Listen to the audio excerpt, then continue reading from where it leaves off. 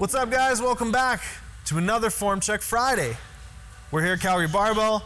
I got my trusty TV, and we're gonna take a look at some people's techniques and try to offer them a little bit of advice to help them lift a little bit better.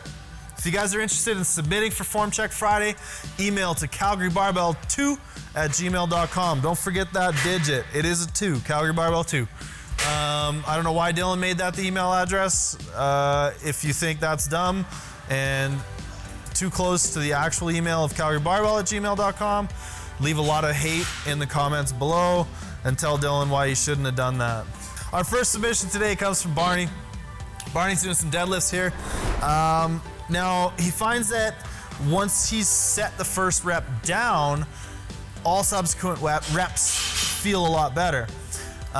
So he's obviously getting into a way better position, starting from the top and easing himself down into that. So what I would say is try and practice a top-down setup where you set yourself and all your tension and everything at the top and really kind of ease yourself down to the bar as if you're setting down a deadlift. Now this should, with practice and in time, help you set up to be more successful on that first rep. Because I can definitely see and I definitely notice the discrepancy between the first rep and all the rest of the reps. All the rest of the reps looking a lot better. So let's try that top-down setup and see if we can get that working for you, because I think if we can, it's gonna go a long ways. P.S. Barney, I love you too. All right, our next submission here is from Josh Crosdale, and he's doing some squats. He apologizes for the poor video quality. Hopefully Dylan can make it bigger. Hopefully the TV picks it up well. Antenna here. There, that should work. So anyways, Josh,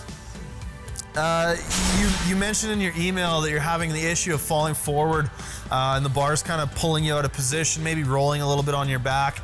But anyways, that bar is pulling you forward at the bottom of your reps, and throughout the set it gets worse and worse.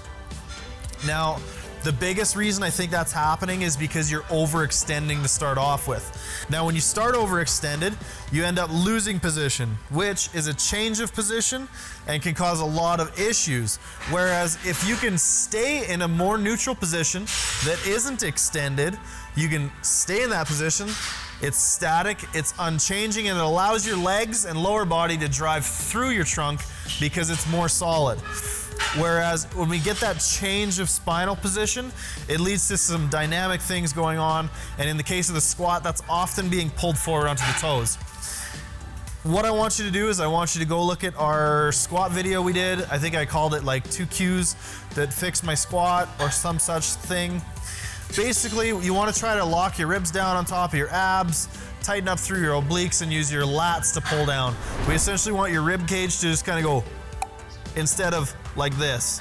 Right now, if this is your spine and this is maybe your pelvis and your rib cage, you're doing this. What we want is this, and then it all moves together. Sorry for that so super rudimentary illustration with my hands, but hopefully that gets the point across. Anyways, that's the biggest reason, in my opinion, based on this video, that you're losing position and getting tossed forward on your toes. Let's try to fix that bracing. I think it'll go a long, long ways. You'd be very surprised at how well that works very quickly if you just practice it and give it some time to work out for you. Now my man James sent in some conventional deadlifts. He also sent in some sumos. We'll get to those in a second. But the biggest thing with James's deadlifts here are your hips are kind of outrunning your back. It looks like you're starting in a good position, and then you're getting to about here, and you're rushing the hips to lock out, and then your back's locking out. What we need to do is put more intent and focus here on the lats and shoulders. So when you finish your lockout, when you go from about the knee to the completion of the lift, I want you to think about pulling with your back. I want you to think about pulling with your lats and trying to keep your trunk more rigid, trying to keep more contraction down the back of your trunk. So emphasize locking out with your lats so that your torso stays like this instead of your hips outrunning your back and then having to lock your back afterwards. That's the biggest thing with your conventional deadlifts. Your sumo deadlifts, you actually do a much better job of. Now, we don't see this issue as much. We could maybe get a little bit more extended, but it looks like you're really well packed in. You might be a little bit rounded, but you're not sacrificing any positioning off the floor. You're not losing any positioning throughout the range of motion, at least not for the first couple of reps. So I would say focus the changes on your conventional deadlift, less so with the sumo. Just kind of keep doing what you're doing, keep filming from the side, and make sure you can tell if things start to go wonky and you start to lose positioning. It might be very similar to the issue that you were seeing in your conventional. All right, now next up, we got a video from Ishmael, and Ishmael's doing some sumo deadlifts. Now, Ishmael, with your sumo deadlift, it's all about your pelvic and low back positioning. Right now, you're starting rounded. We're not achieving a good position to start with. Whereas some of our other submissions, if you look back to the past couple weeks, we have sort of two dysfunctions, and I talked about this in our latest sumo tutorial. And one being you achieve a good position but lose it. The other being you don't achieve a good position to start off with. Ishmael, you're the second. You're just not getting into a good enough position to start with. So what I would try is a cat-cow exercise. Maybe Dylan will overlay some footage right here to show you exactly what that is. It's pretty basic. You're on your hands and knees. One, you go into a lot of extension. The other, you go into flexion. One's cat, one's cow. You can kind of figure the rest out. But basically, that's just to get you the awareness to be able to tell when your low back and pelvis is in extension versus flexion. So you practice that. Get that awareness to be able to tell what your pelvis is doing, what your low back is doing. And the next time you sumo deadlift, try and set up with a little bit more extension so we're a little more neutral through that low back. So the other bit of advice that I would have beyond extending your low back would be extending the rest of your back just a little bit more. And I think mostly this could be achieved by simply picking your head up a little bit and bringing it into a more neutral position. Right now, you're kind of rounded over in your upper back and your gaze is set down on the floor in front of you. I think if you picked up your gaze a little bit so your neck was in line with the rest of your back, I think that would kind of naturally straighten everything out and might go a long ways. Just by looking, shifting your focus point with where you're looking during your lift could go a long ways. But essentially, we're rounded, we're here, low back's rounded especially. We need to flatten that out. We need to pick this up, look this way instead of this way, and that should help a lot. Let's try those things out, see if we can achieve a better starting position, Ishmael. All right, so our next couple of submissions come from my main man, Olaf. And Olaf, first off, he's doing some sumo deadlifts. Now, Olaf, the biggest thing here, looks like for the most part, the lower body's not that far out of position, but the shoulders are definitely pretty far forward. So what I'd like you to try and do, if you can, is get those shoulder blades depressed down your back a little bit. The two main movements in the shoulder blades are the scapula, or not the two main movements, two of the movements for your shoulder blades are going to be elevation, shrugging them up, and depression, which is moving them down your rib cage. We want the latter of the two. We want those shoulder blades to come down the rib cage. And this could be a little bit of a challenge depending how bound up your shoulders are, depending how tight you are. You might need to stretch some of these structures in the front. You might need to do some doorway stretches or some overhead stuff to try and open up the shoulder joint a little bit.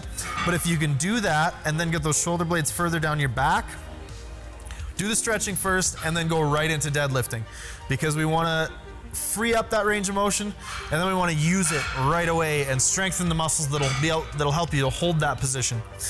So do that, get those shoulder blades moving a little bit better, and then pin them down to your back. Try to get those lats engaged like you're trying to pinch your armpits shut really hard, and try and get yourself just that little bit more upright in your sumo deadlift. I think that's going to do wonders for you, buddy. And Olaf also sent in a squat video. Now, Olaf said he's got a little bit of a tough time getting to depth with heavier weights. Now, a lot of times that just tells me a person's uncomfortable with the bottom position. So what I would recommend is some progressive box squats. The other thing that I think is happening here, Olaf, is you're ending up pretty far forward on your toes in the bottom position of your squat. And I think a progressive box squat is gonna help you on both those fronts. A, helping you sit back and stay back on your feet a little bit better. And B, helping you eventually gain that little bit of comfort with your depth and working yourself deeper and deeper. We maybe won't see a whole lot of weight progression while you progress in the depth in the box squat, but if you start at sort of an arbitrary kind of easy weight and work your way down, kind of pulling a little bit or a layer or two every week or so, 2 weeks, and just work your way down, sitting to a lower and lower box, that's gonna solve both those problems. So the biggest thing is we gotta get you back on your feet a little bit, stay off those toes, push back, box squat's gonna help. We also have to get you sitting a little bit deeper. Part of it is just, we're maybe not strong down there, maybe not comfortable down there. So let's use those boxes as well as a gauge to help you figure out where you are in space and how to get that depth. Hopefully that helps, my man. It's good to see you lifting. That's it. That's Form Check Friday today. Thank you so much to everybody for tuning in and for submitting. I'll just reiterate again, send those emails if you want to submit to calgarybarbell2@gmail.com. And as of this video, we're up to October 6th. So we're motoring along. Keep them coming, you guys. We'll see you guys next time.